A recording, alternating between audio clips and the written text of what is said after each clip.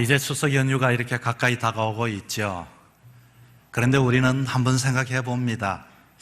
가야 하나 말아야 하나? 우리가 고향에 가야 할까요? 말아야 할까요? 어떤 일을 할 때 우리가 망설여질 때가 있죠. 해야 하나 말아야 하나? 이 일을 내가 맡아야 하나? 거절해야 하나?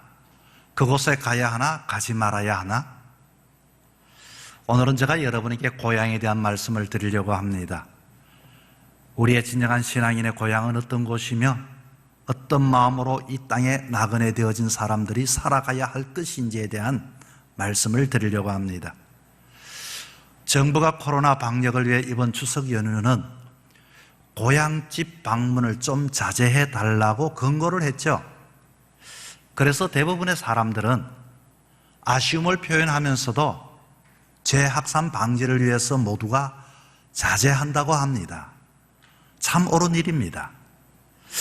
그런데 기성은 자제를 하는데 고향집 가는 것은 모두가 가는 것을 가지 않는데 또 뉴스에 봤더니 축항서, 박강서와 추석을 합쳐서 축항서, 늦게 가는 박강서라 말해서 늦강서, 이렇게 사람들이 고향은 가지 않지만 모두가 자기가 좋아하는 곳으로 사람들이 이동을 한다는 겁니다.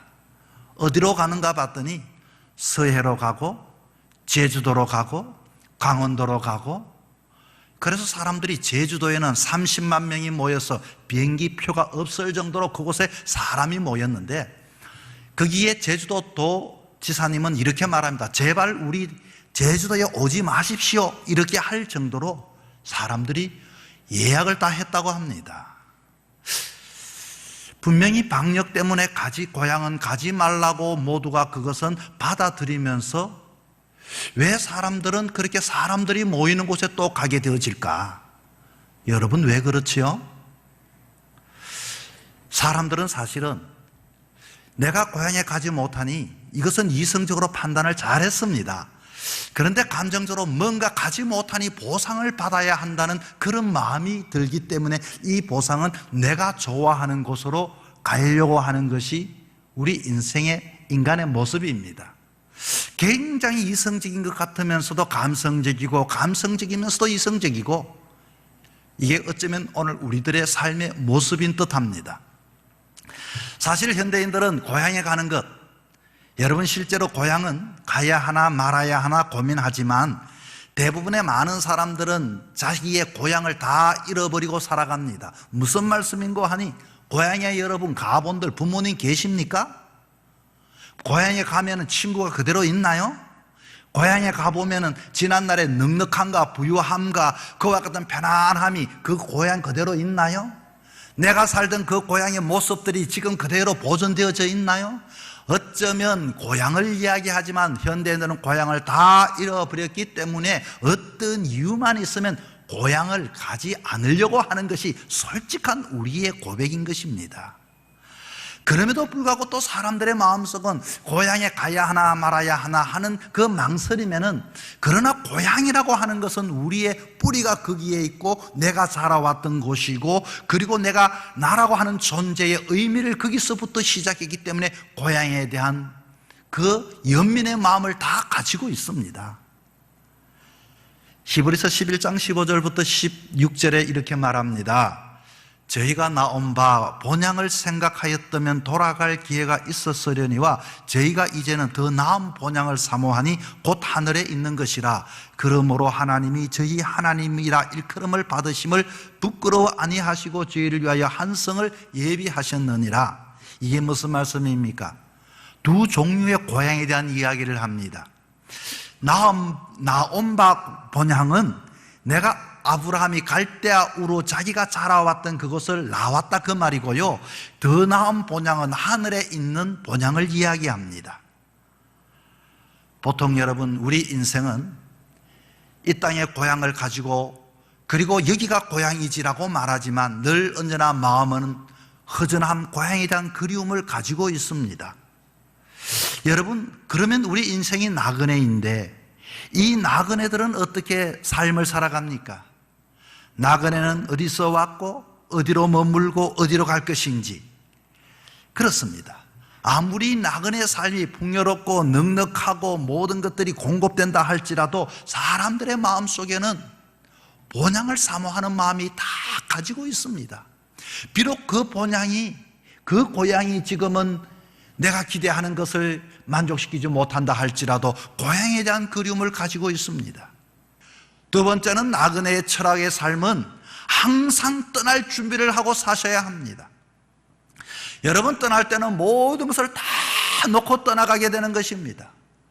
내가 사랑했던 사람들과도 이별해야 하고, 내가 좋아했던 물건도 내가 손에 놓아야 하고, 그렇게 움켜쥐고 그렇게 차지해야 했던 그 자리도, 그 삶의 터도 다 내려놓고 우리는 떠나갈 준비를 하는 사람들이 되어야 하는 것입니다. 언젠가는 떠나간다. 떠나갈 때는 갑자기 떠나간다. 내가 떠나갈 때는 내가 가야 할 곳이 어디다고 하는 그 준비하는 마음을 가지고 사셔야 하는 것입니다. 나그네의 철학은 날마다 고향이 아니기 때문에 외로움과 불편함이 있다는 것을 상기해야 하는 것입니다. 여러분, 세상의 삶을 살아가면서 내가 비록 이 땅에 예수님을 믿는다고 하지만 왜 이렇게 힘들어? 왜 이렇게 외로워? 왜 이렇게 고독해? 왜 친구가 없을까? 이 땅의 삶이 나그네의 삶이기 때문에 그런 것입니다. 이 땅의 삶이 불편한 것은 내가 세상 사람들 속에서도 하나님의 자녀로 삶을 살아간다는 그 자체는 불편하기 그지없습니다. 오해를 받을 때도 있습니다. 손해를 입을 때도 있습니다. 남들처럼 모든 것들을 그와 같이 살아가는 것이 아니라 때로는 남들과 구별되는 삶을 살아가야 하기 때문에 불편하고 외롭고 힘들고 부족함 가운데 살아간다는 것을 수용하고 받아들여야 하는 것입니다. 하나님의 자녀임에도 불구하고 세상 사람들이 누리는 그 모든 세상적인 죄를 짓는 자유를 나도 그것이 자유라고 착각하지 마시기 바랍니다. 그리고 나그네의 철학은 두려워하는 마음과 감사하는 마음을, 두 가지의 마음을 가지고 사셔야 합니다.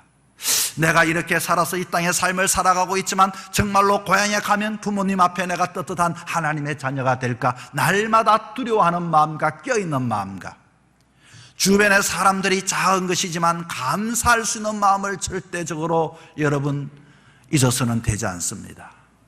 아내에게 감사하고, 남편에게 감사하고, 자식에게 감사하고, 이웃에게 감사하고, 성도들에게 감사하고, 저들이 나에게 작지만은 정말로 저들을 통해서 감사하고 날마다 두렵고 떨리는 마음을 가지고 나그네의 삶을 살아가야 하는 것입니다.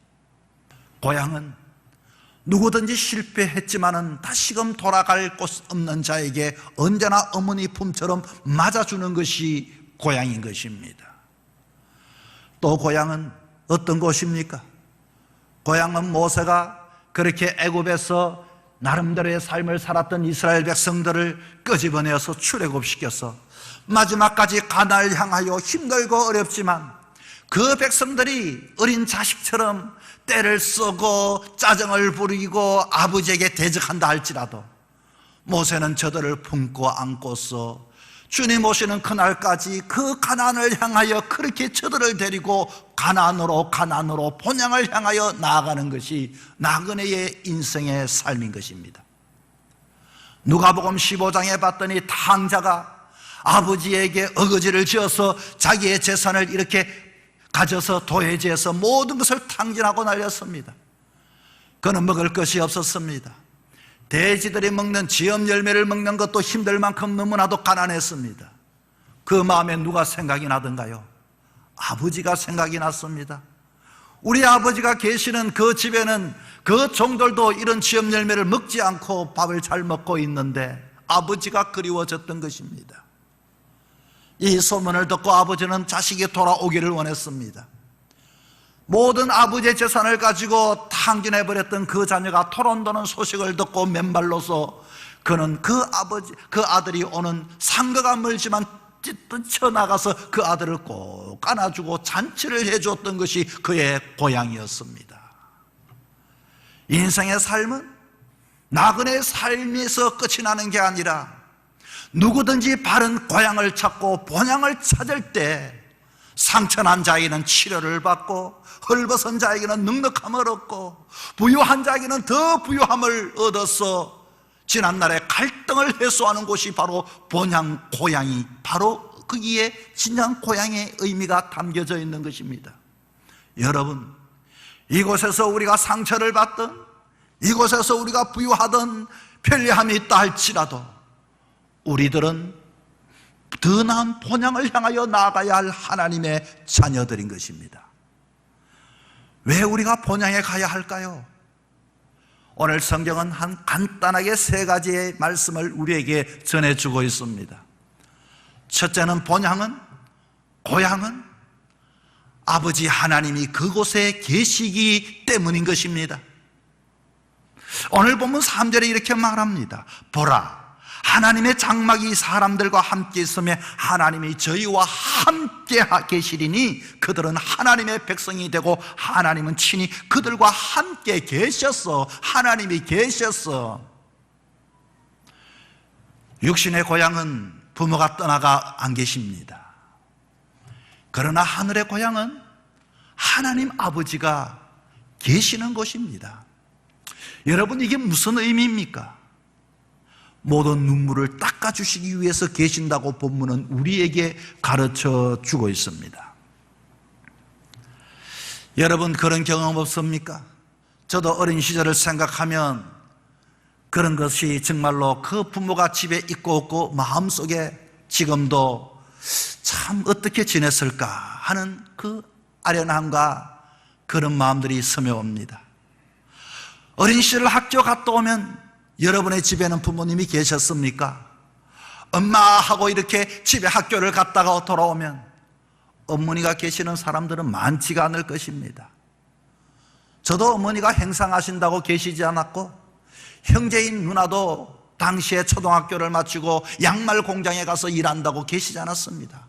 집은 늘 언제나 비어 있었습니다. 여러분의 집은 누가 여러분을 맞이해 주었습니까? 주변의 친구들은 부모와 손을 잡고 있는 그 친구들을 보면 부르기 그지없습니다. 친구들과 함께 어울려 놀다가 때로는 부딪힌 일이 있어 눈물 흘릴 일이 있어도 집에 돌아가고 가면은 그 집은 늘 비어 있었습니다. 그러나 오늘 하나님께서 말합니다. 하나님 아버지는 그곳에 본향에 계신다고 했습니다. 왜 계십니까? 오늘 본문에 봤더니 눈물을 닦아주시기 위해서 모든 눈물 그 눈에를 닦아주시니 다시는 그곳에 사망이 없고 애통이 없고 곡하는 것이나 아픈 것이 다시 있지 아니하리니. 여러분, 이 세상에 성공한 사람을 봅니까? 위대한 사람을 봅니까? 그들은 정말로 눈물이 없었을까요? 그들은 아픔이 없었을까요? 나도 세상에 살면서 저는 정말로 저렇게 배워서 저렇게 높아졌으면 좋았을 텐데 그런 마음을 가지고 있지만 그 사람에게 한번 물어보십시오. 눈물이 그들에게도 없었는지, 사랑하는 사람의 이별의 아픔에 눈물이 없었는지, 애통이 없었는지, 고통이 없었는지. 그러나 오늘 본문에 봤더니 이렇게 말합니다. 그 아버지 하나님께서 눈물을 다 닦아주실 뿐만 아니라 다시는 사망이 없고 애통이 없고 곡하는 것이나 아픈 것이나 다시 있지 아니하리니 처음 것들이 다 지나가 버리고 새 하늘과 새 땅에 있다라고 이렇게 이야기를 합니다. 우리의 본향은 새 하늘과 새 땅이 있는 것이 우리의 고향입니다. 천국입니다.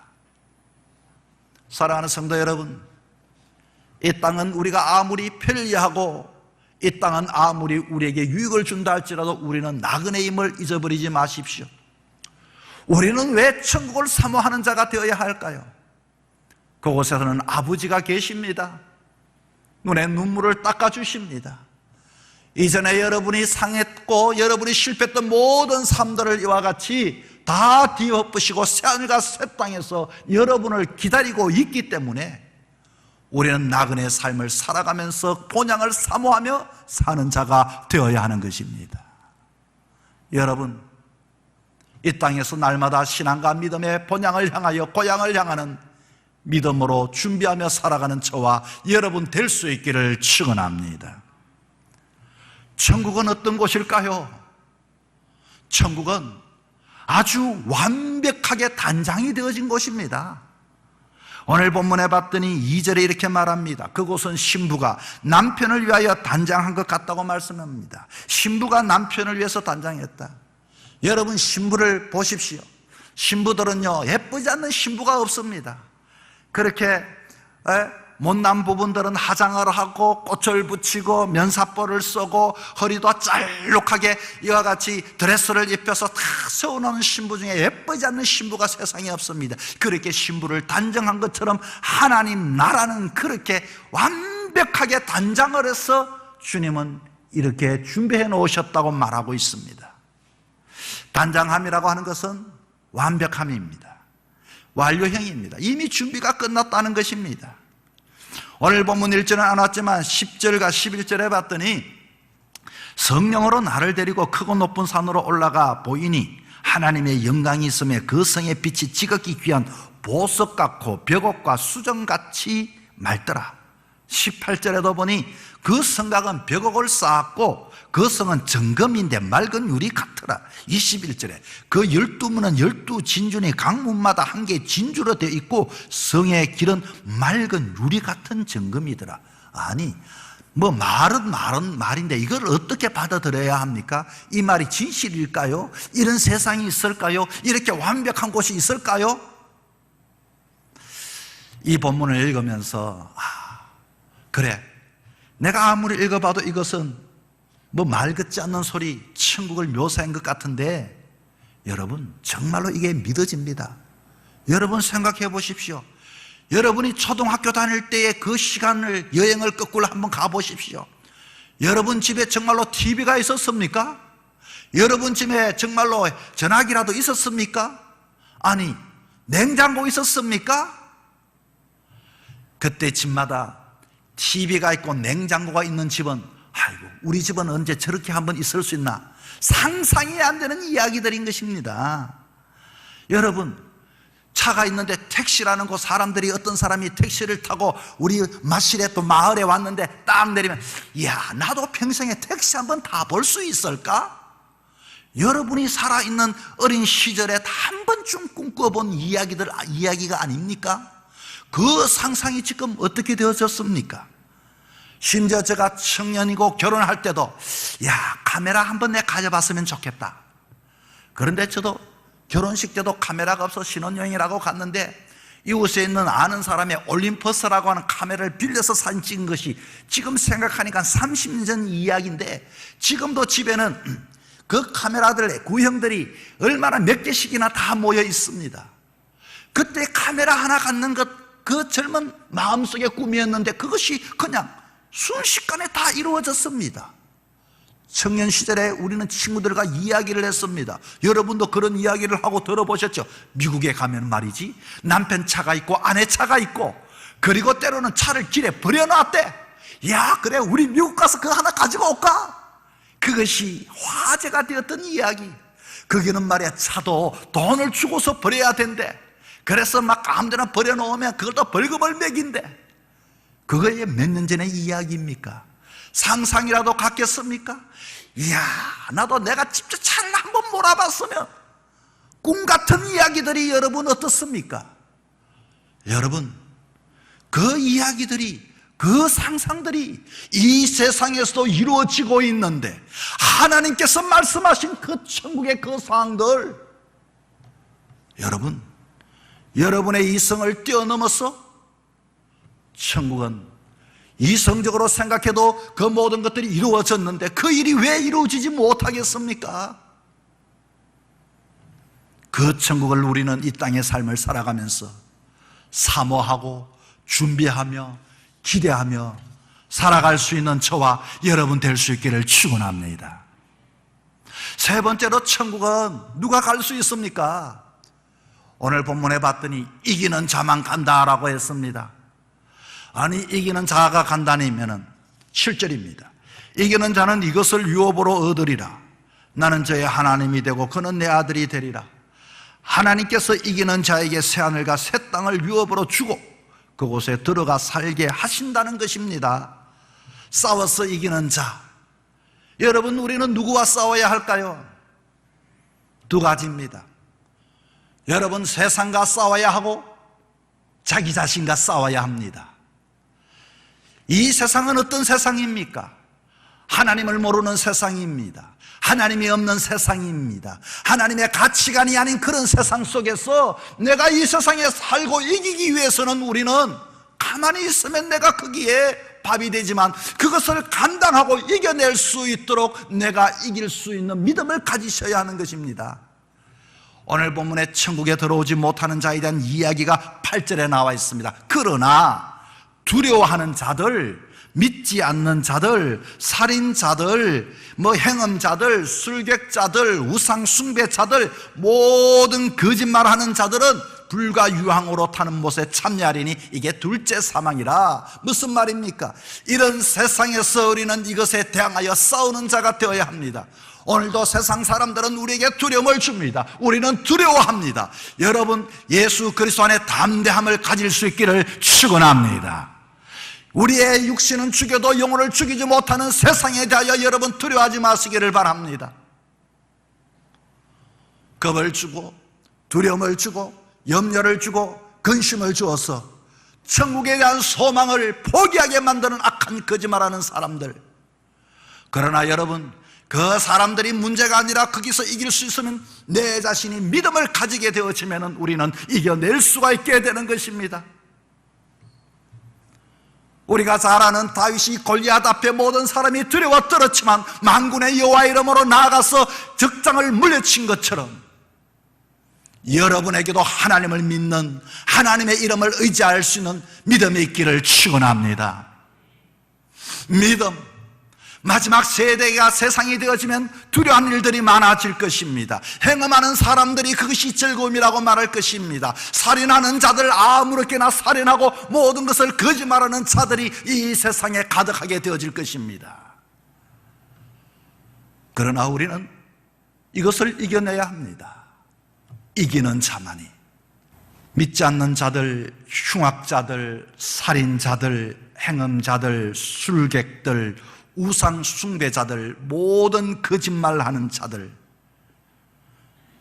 이들은 자기들도 천국이 아니고 우리의 천국 가는 우리를 잡아내릴 것입니다.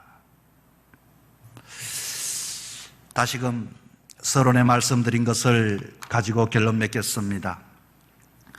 사람들은 고양이에 대한 그리움을 가지고 있지만 고양이는 사실은 가봐도 우리에게 위로될 만한 것은 지금 없습니다. 그러다 보니 방역에 지침에 우리는 따르지만 때로는 그 허전한 마음을 채운다는 명목하에 우리는 내가 좋아하는 곳으로 모두가 모여들기 시작합니다. 엄밀히 따지면 방역의 목적과는 반대입니다. 며칠 전에 집에서 나와 운동하기 위해서 사거리를 지나는데 이 교회 앞 사거리에 2층에 아이들이 환하게 불을 켜놓고 마스크도 쓰지 않고 전부 다 줄넘기를 하는 운동을 하고 있는 것을 보았습니다. 저는 생각해 봅니다.